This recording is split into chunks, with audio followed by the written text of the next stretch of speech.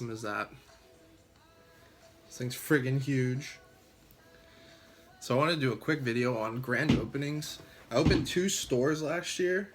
One in Pittsburgh and then one in Youngstown. So it's actually kind of in the same footprint. They're within 45 minutes of each other.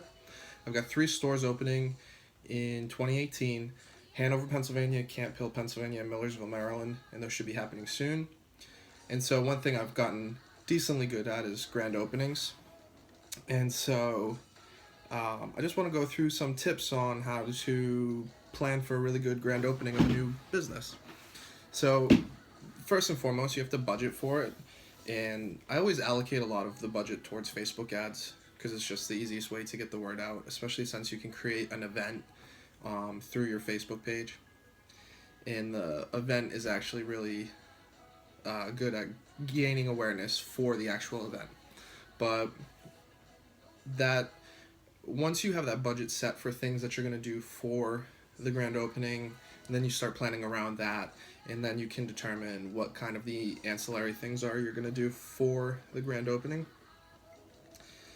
which kind of comes into step 2, which is really just planning the timing of it, which you want to give yourself enough time to do things like contact local news stations, create the Facebook ad, let the Facebook ad get the awareness, purchase any kind of giveaways, things like that.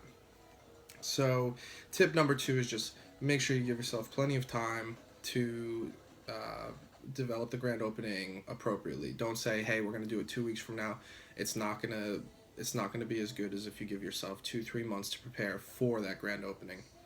I'm running into a little bit of a situation myself right now where the Hanover, Camp Hill, and Millersville properties are going to be available during the February time, and I got to figure out a way to space them out a minimum of 30 days from each other because I can't have back-to-back grand openings because I won't be able to give them the kind of attention that they deserve.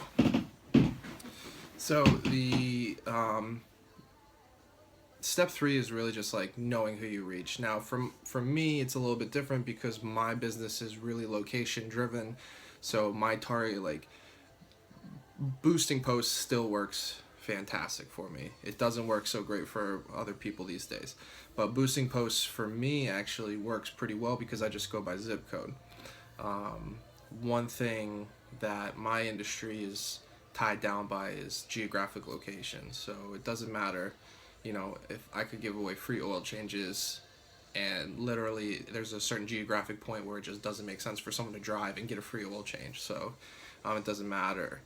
That's also what makes my business unscalable outside of opening multiple locations. But tip number 3 is just make sure you are targeting the people that need to be targeted, letting the media know, doing a press release, doing the Facebook ad. Step 4, which is where this guy comes into play, is make the event make sense with your business. So like, for example, if you're a pizza place that's opening up, give away free pizza. Give away a lot of free pizza. For me, as a oil change shop, one of the things I did, and this took a while, is I found a company through Alibaba to make these plush cars. Now this one is huge. This was the very first sample I was sent, and I'm going to keep this forever because when I gave them the dimensions, I think I messed up the conversion from inches to centimeters or something. I don't know what I thought was going on with these sizes, but this thing is huge. It's basically a pillow. And the price point on this, after buying 2,500 of them, was actually still close to only $1.75 per item. Now this is what we ended up going with, and I've been giving away a lot of these, and these are awesome. These came out so great. I've got 3,600 of these little cars, and I got the price point under $1 per piece.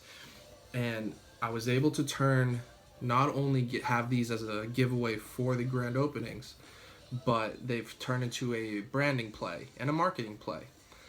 If you are on any of my Instagram pages, you see we're giving these away and we're taking pictures of the children holding it, taking pictures of the customers holding it, putting it on top of equipment. I've been bringing it with me places like the grocery store and just taking pictures. I really need to come up with a nickname for the car because he's starting to show up in so many places. I'm starting to find that my Instagram posts are saying, where is XYZ going to be next? And if his name's like Frankie the car, where's Frankie going to show up next? And it's actually drawn a lot of positive attention. The Hanover account especially has been responding huge to the stuffed plushes. I've been getting a lot of people saying, I want one. I'm like, okay, come get an oil change. You're going to get one. Obviously that has its boundaries, and there will be other things that we will be giving away, but yeah, as far as the tip number 4, just make sure that whatever your giveaways are, whatever you're doing for your grand opening, it makes sense with whatever your business is.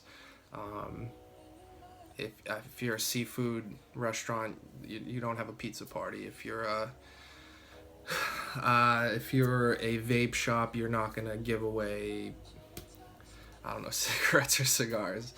And then the last tip is just like manage your own expectations. Like, I had a grand opening for my second store in Dillsburg, Pennsylvania, and we had an amazing day. We had a food truck out front, and we got 50 something customers on day 1, which was just it was amazing. The grand opening for my most recent store, I didn't follow a lot of these tips that I just gave, which and it ended up being not as great of a day. Like, it was actually really it was a gut check. It was humbling, and I've learned to manage my expectations a little bit better. I'm super excited for these grand openings that are coming up, and I'm not gonna let these things happen that happened previously. So those are my 5 tips for grand openings. They lean towards retail businesses. I'm sure you could do a lot of this with a web-based business, but be a little bit different. Feel free to hit me up with any questions.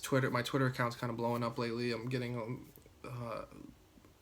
some traction right there. Obviously, I'm going to be in the Gary Vaynerchuk book, Crushing It, so that's going to give me some attention soon. So feel free to hit me up. You can email me, Costa at costaoils.com, or at all my social media is at Costa Kapo, COSTAKAPO. But until next time, guys, I'll see you later.